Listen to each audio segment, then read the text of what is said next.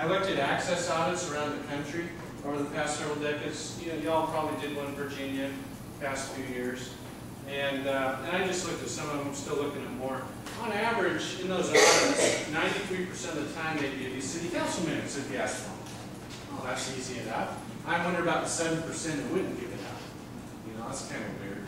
But you go down the list and you see, whoa, down at the bottom, almost 3/4 of the time police wouldn't give out crime logs when they were supposed to by law. About half the time incident reports when they were supposed to by law. And we're not talking about things that had open investigations or whatever. They were supposed to give it out and they didn't.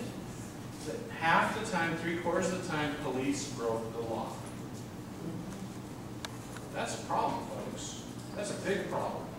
And it's a problem nationwide. It's one thing I've seen everywhere where I go. Who covered court cops 20 years ago? Anybody in here?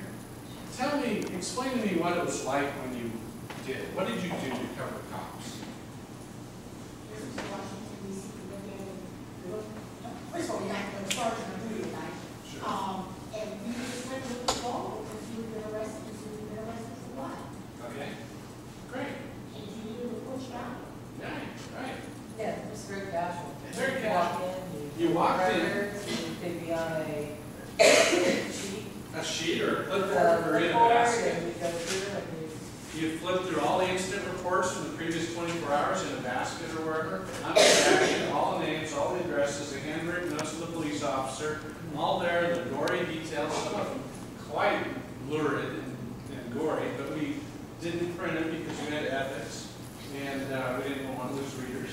And if we had a question, we asked the sergeant, Sarge, can you tell me more about this? And if the sergeant didn't know, we just called up the officer who was still on duty, talked to the officer.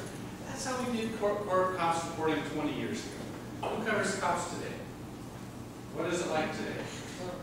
Hell. So, tell me how you cover cops today. I cover 3 different jurisdictions. It's really different than each one. The first one is an email that goes out with all the arrests, all the incidents.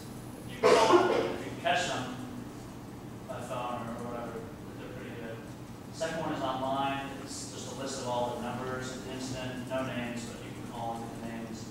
And the third one is you can go down to PD, get a list at 4 p.m. of the previous day's arrests. But they said that for the incidents we need to FOIA request those. Like, you know, if there's like a car break-in and nobody's arrested. So that's like a separate binder that they won't hand over to the counter. It's crazy. And what I'm hearing from reporters in a lot of towns is they can't even see that. They don't even go downtown to the police station. They call the PIO. The PIO says, nothing much happened. Well, we usually start with that, but I don't believe. Right? And the PIO decides what's newsworthy and what isn't. No logs, no incident reports. In their towns, Findlay, Ohio's at, they've started encrypting scanner traffic, so they can't even listen to the scanner traffic anymore. So we have complete secret police in this country where nobody knows what's going on. It's just what the police choose to tell us or not. We had one community I went to where the paper, they get their police news from 2 scanner bugs, community members who listen to the scanner all the time and put on their blogs just what's going on. And so the newspaper just looks at what these citizens put online. That's their cops report because they can't get anything.